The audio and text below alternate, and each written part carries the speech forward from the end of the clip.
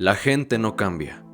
¿Qué tan cierta es esta frase? ¿Será verdad que el cambio no aplica para algunas personas? ¿O es nuestro pensamiento el cual nos limita a no querer creer en un cambio debido a posibles desilusiones? De manera personal considero que el cambio está presente en cada día de nuestra vida y que estamos sujetos a él. Nadie está libre de él. Ningún humano podrá sumergirse 2 veces en el mismo río. Y aunque la piedra con la que tropieces parezca ser la misma, no lo es. El ser humano está inmerso y sujeto al cambio, ya sea de manera física, mental, en cuanto a sus ideologías o creencias. Para que un cambio se efectúe independientemente de su finalidad, tiene que intervenir un agente externo, es decir, una causa para su efecto, ya sea una persona, unas palabras en un determinado momento, una situación simbólica como tal. Pienso que también ciertos sentimientos profundos pueden hacer que personas tengan cambios muy radicales, sentimientos o emociones por decir como el odio o el amor, pues en múltiples ocasiones tendemos a ser impulsivos. Al final de cuentas no dejamos de ser humanos, los cuales tienen sentimientos y emociones, mismas que se toman de base para nuestro actuar, aunque lo recomendable sería que mediante un análisis y reflexión se actuase. Otro punto muy importante es el por qué la gente ha decidido ya no creer en el cambio. En parte considero que se debe a que idealizamos este cambio, es decir, por lo general queremos que un cambio aspire hacia algo positivo. No hay una regla que determine o que indique que un cambio tiene que aspirar sí o sí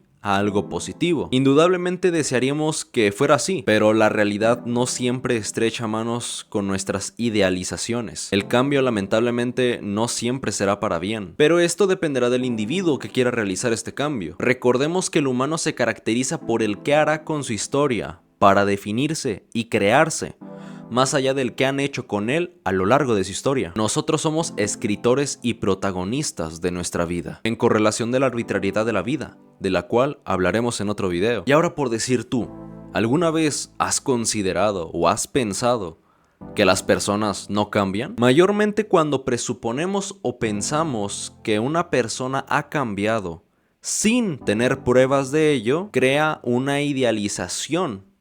O más bien creamos una idealización. Y cuando al final notamos o comprobamos que evidentemente ese cambio no ha sido hacia lo que esperábamos, ocurre una desilusión. Hace que la realidad con la que nos encaremos resulte ser decepcionante. Pero esa decepción nosotros mismos la causamos por la misma idealización previa, por lo cual no deberíamos culpar al otro de esa decepción, de lo que nosotros esperábamos y que eventualmente no fue. Porque cuando se culpa al otro, lo único que estamos haciendo y logrando es que se refuerce esa idea de que la gente en realidad no cambia, lo cual produce una visión cegada del cambio, teñida simplemente de nuestra subjetividad por nuestras desilusiones constantes. Y por decir que hay acerca del cambio en nosotros, no es sencillo, puede llegar a ser un conflicto complejo, más cuando estamos acostumbrados a realizar ciertas actitudes o tenemos ciertos hábitos, los cuales ya forman parte de una identidad al menos hasta ese momento. El desapegarse de esas actitudes podría simbolizar el arrancar una parte de nuestro ser y esencia, con tal de crear un nuevo yo. Nadie puede esculpirse a sí mismo sin antes destruirse un poco,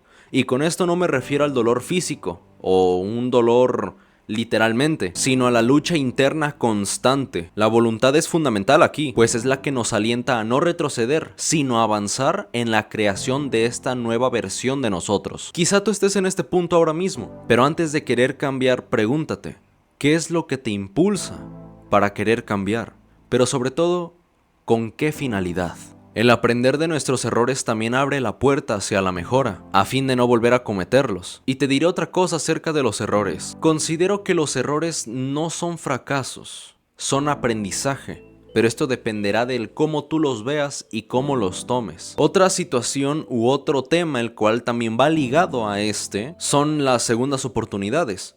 Una cuestión que ha sido debate de muchas conversaciones. Algunas personas consideran las segundas oportunidades como algo bueno. Otras personas lo ven como algo malo. En esta ocasión yo no seré partidario ni de uno ni de otro. Es decir, no estaré a favor ni de uno ni de otro. ¿Por qué? Porque el hecho de que tú des segundas oportunidades es algo ya muy personal y muy subjetivo. Y de manera objetiva te diré lo siguiente, que el perdón es el paso hacia la paz. No necesariamente en un sentido de reconciliarte con la persona que te hizo daño o volver a crear esa comunicación que se tenía con esa persona que te falló.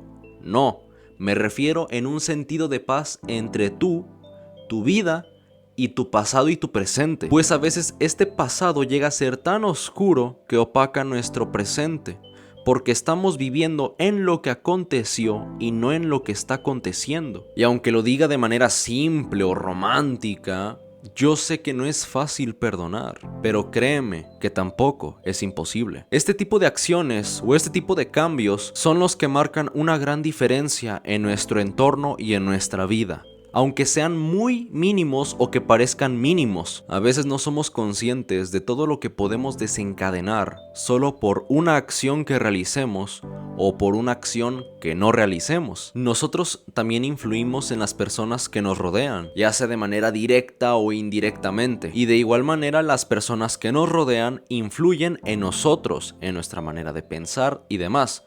Y esto me hace recordar algo que una vez me dijeron, que ni siquiera nuestras ideas o pensamientos son propios. ¿Por qué? Porque al final de cuentas nuestros pensamientos son el resultado de toda la influencia externa que hemos recibido. Eso aplicado en ideología, creencias, posturas, opiniones, etc. ¿Tú qué opinas de esto? Otro punto el cual me puse a reflexionar y analizar a la hora de realizar este video fue el hecho de ¿puede existir algún cambio que sea forzado? Y al menos de momento pienso que no. Si una persona te pide o te exige el cambiar, aún así está en tu poder el hecho de escoger ceder a esa petición o resistir, sin importar cuáles sean las consecuencias, sin importar si son incluso consecuencias muy extremas o muy graves. En ocasiones la presión social o psicológica nos hacen creer que no tenemos otra opción, pero eso es falso. Siempre tenemos la capacidad de elegir. Pero hey, quiero dejar en claro que esto no justifica nuestras acciones, y mucho menos no nos quita responsabilidad de ellas. Para finalizar con este video quisiera hablar del miedo al cambio, y pondré como ejemplo una situación personal. Mi contenido de YouTube se caracterizaba más que nada en entretenimiento, en específico gameplays.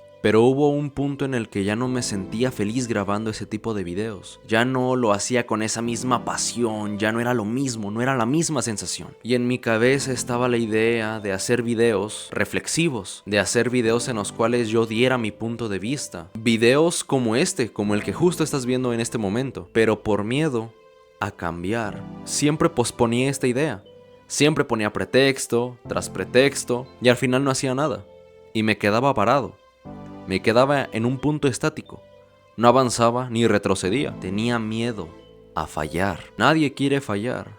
Todos queremos que nuestras metas y sueños se cumplan tal y como lo planeamos. Y quisiera darte estas palabras, las cuales aprendí de esta experiencia. Prefiero fallar por haber intentado vivir a vivir remordimientos por no haber intentado. La vida es solo una hasta donde sabemos. No sé si exista otra, pero prefiero vivir esta, cual si fuera la única, pues de momento es la única que tengo y la única que me importa.